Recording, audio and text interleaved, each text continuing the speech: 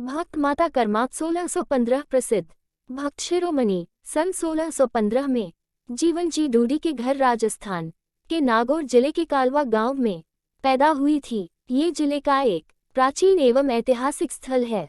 ये गांव कालूजी डूडी जाट के नाम पर बसाया गया था। एक भक्त शिरोमणि कर्माबाई ने कृष्ण भगवान को कई बार साक्षात अपने सामने बैठाकर खिचड़ा खिलाया।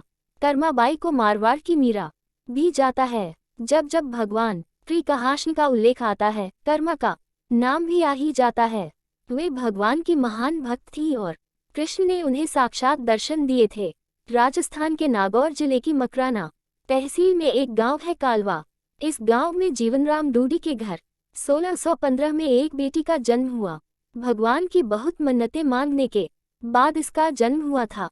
नाम रखा कर्मा। कर्मा के चेहरे पर एक अनोखी आभा थी। बचपन से ही उसमें भक्तिभाव के संस्कार थे। जीवनराम स्वयं भी धार्मिक पुरुष थे और वे अपनी बेटी से बहुत स्नेह रखते थे। इसी माहौल में कर्मा 13 साल की हो गई। एक बार जीवनराम को कार्तिक पूर्णिमा स्नान के लिए पुष्कर जाना था। उनकी पत्नी भी उनके साथ जा रही थी। वे कर्मा को भी साथ ले जाना चाहते थे, लेकिन एक समस्या आ गई। उनकी अनुपस्थिति में भगवान को भोग कौन लगाता, इसलिए उन्होंने कर्मा को ये जिम्मेदारी सौंपी और बोले, बेटी, हम दोनों पुष्कर स्नान के लिए जा रहे हैं। तुम सुबह भगवान को भोग लगाना और उसके बाद ही भोजन करना। कर्मा ने ये जिम्मेदारी सहर्ष स्वीकार कर ली। इधर माँ पिता तीर्थ यात्रा के लिए रवाना हुए। उधर घर पर कर्मा ने सुबह स्नान आदि कर बाजरे का खिचड़ा बनाया। उसमें खूब घी डाला और पूजा के लिए भगवान की मूर्ति के पास आ गई। थाली सामने रखी और हाथ जोड़कर बोली, हे प्रभु, भूख लगे तब भोग लगा लेना, तब तक मैं घर के और काम कर लेती हूँ। इसके बाद वह काम में जुट गई। बीच बीच में वह थाली देखने आती, लेकिन भगवान ने खिचड़ा नहीं खाया। थाली वैसी ही रखी हुई थी जैसी कर्मा कुछ देर पहले छोड़कर गई थी। काफी देर होने के बाद भी जब भगवान ने भोग नहीं लगाया तो उसे चिंता हुई, क्या खिचड़े में घी की कमी रह गई या थोड़ा और मीठा होना चाहिए था। उसने और गुड़ व घी मिलाया और वहीं बैठ गई, लेकिन भगवान ने फिर भी नहीं खाया। तब उसने कहा, हे प्रभु, आप भोग लगा लीजिए। माँ बापू पुष्कर नहाने गए हैं। आपको जिमाने की जिम्मेदारी मुझे दी गई है, इसलिए आपके भोग लगाने के बाद ही मैं खाना खाऊंगी।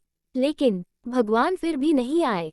फिर कर्मा उनसे शिकायत करने लगी। वह बोली, माँ बापू जब जिमाते हैं तो भोग लगा लेते हो और आज इतनी देर कर दी, खुद भी भूखे बैठे हो और मुझे भूख ही रखोगे। लेकिन भगवान फिर भी नहीं आए और कर्मा का खिचड़ा वहीं रखा हुआ था। कर्मा ने और इंतजार किया। फिर बोली, तुम्हें मेरे हाथ से ही खिचड़ा खाना होगा। माँ बापू को आने में कई दिन लग जाएंगे। तुम जिम लो, वरना मैं भी भूखी ही रह जाऊंगी। कर्मा का खिचड़ा खाने आए नहीं। कन्हैया दोपहर बीत गई, शाम होने लगी थी, लेकिन कर्मा ने कुछ भी नहीं खाया। आखिरकार कृष्ण को आना ही पड़ा और बोले, कर्मा, तुमने पर्दा तो नहीं किया, ऐसे भोग कैसे लगाऊं। ये सुनकर कर्मा ने अपनी ओढ़नी की ओट की और उसी की छाया में कृष्ण ने खिचड़े का भोग लगाया। थाली पूरी खाली हो गई। कर्मा बोली, भगवान, इतनी सी बात थी तो पहले बता देते, खुद भी भूखे रहे और मुझे भी भूख ही रखा। इसके बाद कर्मा ने खिचड़ा खाया। अब तो रोज कर्मा खिचड़ा बनाती है और कृष्ण उसका भोग लगाने आते। जब तक कर्मा के माँ पिता तीर्थ यात्रा पर रहे, रोज ये सिलसिला चलता रहा। कुछ दिनों बाद दोनों पुष्कर से घर लौटे। देखा जाते समय तो मटका पूरा गुड़ से भरा था, अब खाली कैसे। उन्होंने कर्मा को बुलाया और पूछा, बेटी, गुड़ कहाँ है। कर्मा ने बताया कि रोज भगवान कृष्ण उसके पास आते और खिचड़े का भोग लगाते, कहीं मिठास कम न हो जाए, इसलिए खिचड़े में गुड़ कुछ ज्यादा डाल दिया। उसने पहले दिन हुई परेशानी के बारे में भी बता दिया। ये सुनकर माता पिता चकित रह गए।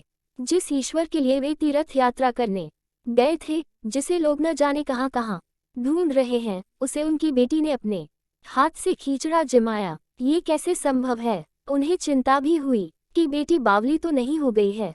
उन्होंने मन को दिलासा देने के लिए कहा, शायद कर्मा ही पूरा गुड़ खा गई होगी। इस पर कर्मा ने कहा, अगर आपको यकीन नहीं है तो कल देख लीजिए, मैं खुद भगवान को भोग लगाऊंगी। दूसरे दिन कर्मा ने खिचड़ा बनाया गुड़ और घी डालकर थाली मंदिर में रख दी। ओढ़नी से पर्दा किया और प्रार्थना की, हे ईश्वर, मेरे सत्य की रक्षा करना अब आपके हाथ में ही है।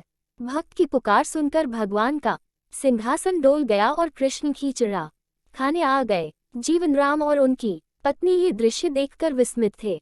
उसी दिन से कर्मा बाई जगत में विख्यात हो गईं। जीवन के अंतिम दिनों में कर्मा बाई भगवान जगन्नाथ की नगरी चली गईं और वहीं रहने लगी। वहां रोज भगवान को खीचड़े का भोग लगाती और भगवान उनके हाथ से खीचड़ा खाने आते। आज भी भगवान जगन्नाथ को खीचड़े का ही भोग लगाया जाता है। माँ लक्ष्मी जी की असीम कृपा से प्रगति और उन्नति के दीप सदैव आपका मार्ग प्रशस्त करें। सुख शांति समृद्धि के उजियारे से आपका घर आंगन जगमगा उठे। ऐसी ही रोचक कहानियों के लिए मेरे चैनल को सब्सक्राइब करें, वीडियो को लाइक करें और शेयर करें तथा बेल आइकन को प्रेस करें ताकि आने वाले वीडियो का नोटिफिकेशन आप तक पहुंच पाए।